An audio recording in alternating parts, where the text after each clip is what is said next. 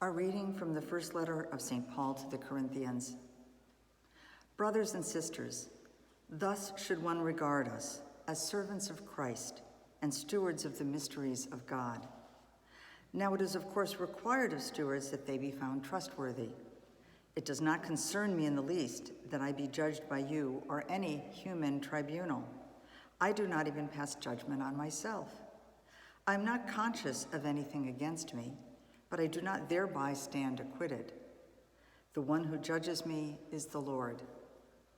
Therefore, do not make any judgment before the appointed time, until the Lord comes, for he will bring to light what is hidden in darkness, and will manifest the motives of our hearts, and then everyone will receive praise from God. The word of the Lord. The responsorial psalm.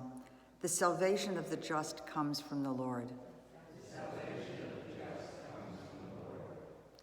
Trust in the Lord and do good, that you may dwell in the hand and be fed in security.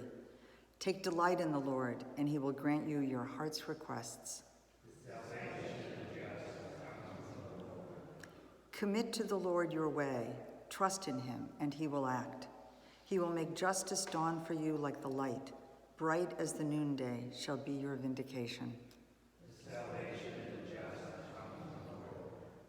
Turn from evil and do good, that you may abide forever. For the Lord loves what is right and forsakes not his faithful ones. Criminals are destroyed, and the posterity of the wicked is cut off. The salvation of the just is from the Lord. He is their refuge in times of distress, and the Lord helps them and delivers them. He delivers them from the wicked and saves them, because they take refuge in him.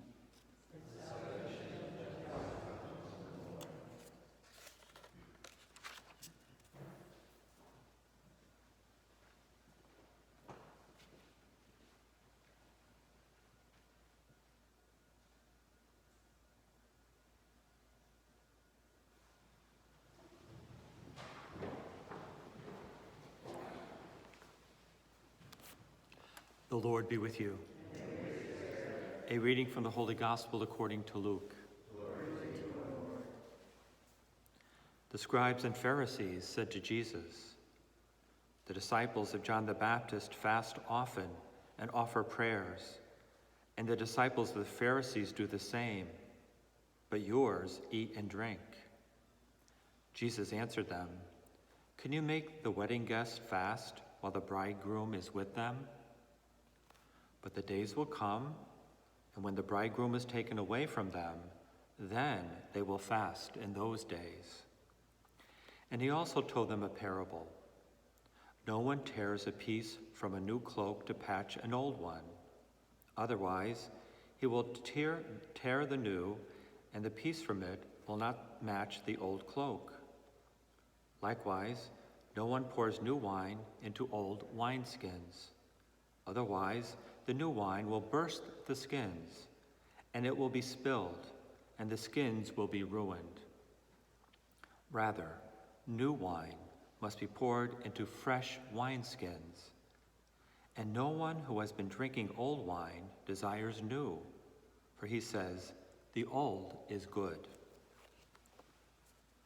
The Gospel of the Lord. Praise to you, Lord Jesus Christ. As I told you many times, Jesus has said over and over and over again, do not judge, do not judge, do not judge. And St. Paul is backing him up on that in our first reading today, Paul's first letter to the Corinthians, when he says that clearly Paul seems to be being judged harshly by some human beings. And he says, well, really, no one can judge me but the Lord. You can't judge me because you don't know my heart. Only God knows my heart. He goes on to say it. For God, he, Jesus, will bring to light what is hidden in darkness and will manifest the motives of our hearts. Nobody else can do that. I have no idea what might be in your heart. You have no idea what might be in my heart. You don't know my motivation. I don't know your motivation for doing something. We don't know those things. We might see an action and make a judgment that could most times is wrong. If you think about it, now how many times have you or I judged somebody kind of harshly about something? Yet we have no idea why they do the things they do. We don't know about their childhood. We don't know about anything that happened to them in their adulthood. We don't know what's going on or whatever happened to them. We've never get to walk in their shoes. You only get to walk in your own. And how good are we at even judging ourselves when we look at our own shoes? Even we don't know sometimes why we do the things we do or don't do the things we should do. How could we ever judge somebody else? Jesus has said that over and over again, and Paul brings that up today. And another example in our gospel today, that Jesus and his disciples are being judged by the Pharisees. Why aren't your disciples fasting? Like John the Baptist was fasting, and his disciples were fasting. Why aren't you doing that and your disciples? What's wrong with you? He's being judged. The disciples are being judged. Well, why was John the Baptist disciples fasting?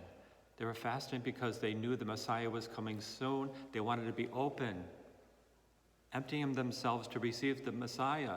That's why they were fasting. Well, the Messiah is here, right before them. They don't need to fast at that point. But they didn't know that. They didn't want to know that, the Pharisees. They could care less about that. And they wouldn't believe it anyway. So they judged harshly and wrongly.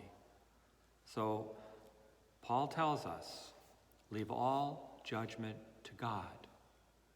He's the only one who knows what is in our hearts.